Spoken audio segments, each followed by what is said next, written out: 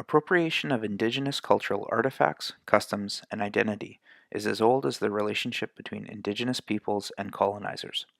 The taking of culture, rather than the consensual sharing of it, involves exploitation of one group over another and disregards the sacred meanings and stories associated with those practices and items that are being taken.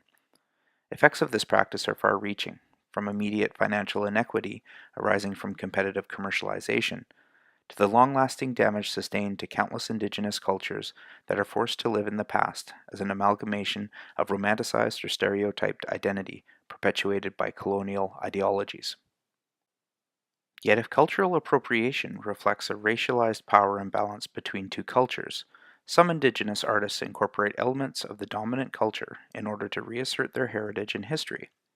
Some do this out of clear subversive attempts to call attention to the atrocities suffered by indigenous people due to colonial rule, while others seek to meld traditional indigenous art forms with modern influences as a way of defining their indigenous identity in the modern age that they are a part of.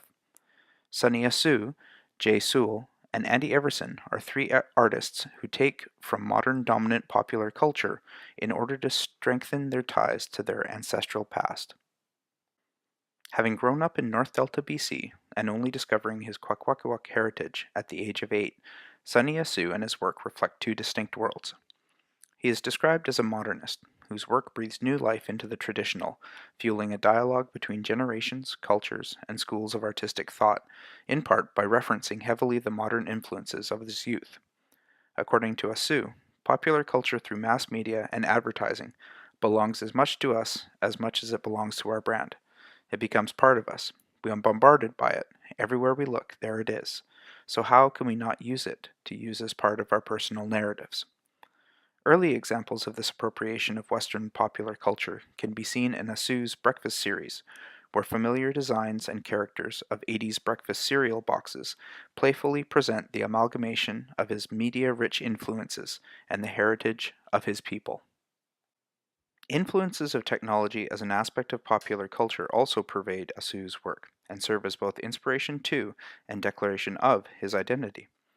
Recent work from a 2017 collaboration cites influences of video game culture, while earlier work examines the effect of the iPod on culture at large and Asu's own identity in particular, especially in the 2007 self-portrait iPotlatch Ego. Asu recognizes that the items we use and covet from pop, consumer, and technology culture have become our new forms of totemic representation. The ubiquitous form of a disposable coffee cup, an exemplar for the disposable wealth of modern society, is the centerpiece for 1884 through 1951, a work that juxtaposes modern notions of wealth with indigenous traditions of wealth display and distribution that had been banned from 1884 to 1951. As Asu spreads messages of reconciliation and solidarity throughout his audience, he continues to integrate cultural influences and trends. Playing off the iconic design of Shepard Fairey's Hope for Barack Obama's 2008 presidential campaign, Asu, in his There Is Hope If We Rise series, challenges all Canadians to take a stand to preserve the fabric of this country while forging a new relationship with the Indigenous people.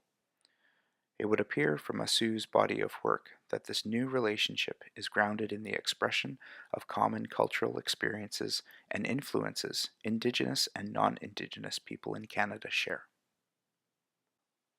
While Asu's work highlights and appropriates common modern cultural influences that express Indigenous historical and political issues in a way that unifies his audience, some artwork that relies on the appropriation of Western cultural images appeals to audiences in a more divisive and subversive way. Ontario-based artist Jay Sewell uses familiar designs and references to reinforce the struggle against the other in the history of colonial Indigenous relations in Canada. The artistic pseudonym Chippewa is a play on words meant to acknowledge Sewell's Chippewas of the Thames First Nation heritage. This moniker reflects the relationship of manipulation and war that exists between the Canadian government and Indigenous peoples. Similarly, Sewell's work deals with the antagonistic relationship between Indigenous peoples and their colonial government and addresses the stereotyped identities that colonization has inspired. His monster movie poster series portrays Indigenous characters as stylized objects of fear, and by association with figures like Dracula, Frankenstein, and the Phantom of the Opera, Sewell's statements on society's perception of Indigenous identity is powerful. Other works in similar series present Indigenous characters as familiar anti-hero archetypes who are battling against the worlds they are thrust into. Kill Buffalo Bill, Escape from Turtle Island, and the Red Road Warrior are examples of this.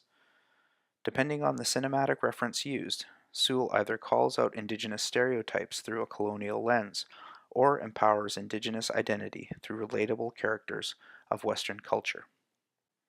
However, the portrayal of the Indigenous individual at the heart of Sewell's movie poster series is a recognition of the struggle against colonization. In particular, the pieces Someone Strange, Back to 1491, and Illegal Aliens isolate the painful history of colonial rule and religious assimilation. The references to familiar Western characters, conflicts, and settings help the audience to understand this adversarial relationship in plain terms. Just as artist Lawrence Paul Yaxwell-Upton incorporates the familiar motif of the Western business suit to delineate the antagonistic identities opposed to Indigenous interests, so too does J. Sewell incorporate familiar narratives and characters to outline two distinct sides to an ongoing struggle. Appropriation of Western cultural imagery need not adhere to the propagation of their stereotypical associations.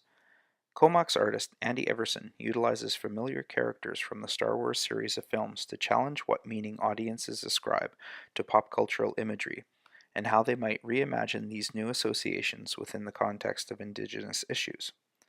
The familiar dichotomy of good versus evil is seen in the stories of George Lucas, in which outnumbered bands of rebels are oppressed, hunted, and persecuted by the overwhelming threat of brutal intergalactic imperial rule.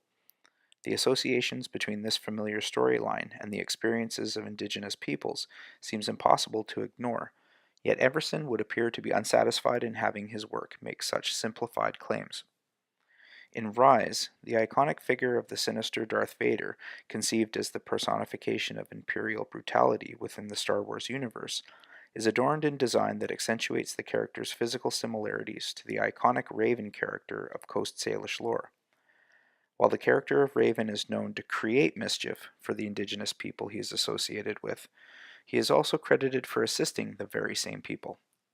This contradictory nature appears justified in its associations with the Darth Vader character who, for good or evil, is the center for change in the Star Wars mythos. Similar subverted associations are made in Everson's portraits of Star Wars stormtroopers. In Defiance, the typical ghastly gleam of the lethal Imperial agent is adorned with design and imagery evocative of the Great Blue Heron, suggesting a beneficial rather than threatening influence upon the people. As well, Northern Warrior incorporates designs and colors reminiscent in Chilkat weaving, with the effect being that Everson has appropriated this image of an Imperial agent and repurposed its significance as one of rebellion against a cruel regime. Just as with the First Nations peoples of old, who when trading with the Europeans for clothes found ways to put their own crest figures on them or add button designs, Iverson repurposes the gifts of Western popular culture in order that a new audience might gain an appreciation for Northwest Coast art and history. As well, his ironic choice of subverted agents of oppression for the purpose of positive activism against environmental and political issues reminds audiences, in his words, that they have a choice in choosing to be a hero or choosing to be a villain. Closely associated with the Sioux, Sewell, and Everson's appropriation of Western culture is the technology used to create their respective messages and connect them to their audiences. The incorporation of digital technology as a medium enables artists like Everson to conceive and adjust his artistic visions with considerable ease, and in the case of Asu, digital technology allows the artist to layer Indigenous interpretation and representation in order to create new meaning. As an example, Asu's Interventions on the Imaginary series incorporates digital interventions on Emily Carr paintings and challenges the colonial fantasy of terra nullius and confronts the dominant colonial culture's continued portrayal of Indigenous peoples as a vanishing race. All three artists additionally exploit the use of social media as a means of connecting their work to their audience for both financial gain and ideological promotion. Sewell's direct-to-consumer market from his online store boasts no manufacturing middleman to cut into profits of Indigenous artists, with this business model augmenting his online awareness campaign supporting authentic Indigenous arts.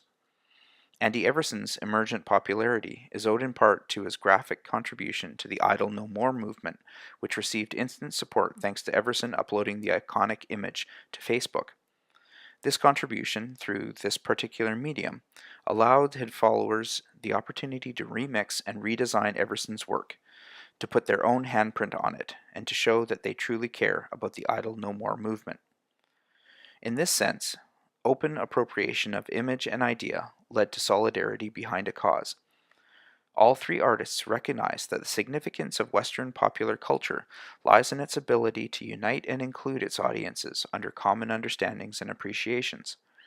Through the power of the internet and social media, this connectivity between message and shared audience experience is amplified and reinforced. The appropriation of Western culture has become an innovative tool for reasserting Indigenous history into national and global conversations, and for reminding the world of the relevance and need for Indigenous voices in this modern age. When considering examples of Indigenous cultural appropriation within our society, it is difficult to find similarities that serve to justify the need for erroneous, stereotypical, and hurtful imagery. Financial gain thinly veiled behind disconnected corporate artistic vision or conceited modern colonial tradition appear to crumble as suitable justification when compared to the deep connections to land, language, and history that innovative, modernist Indigenous artists claim. Sonia Sue, Jay Sewell, and Andy Everson each have a story that calls back to their ancestors and heritage, but also calls out to the world to demand recognition of their voices as the modern interpretation of what it means to be Indigenous, situated within cultural references that nearly all within their audience can understand.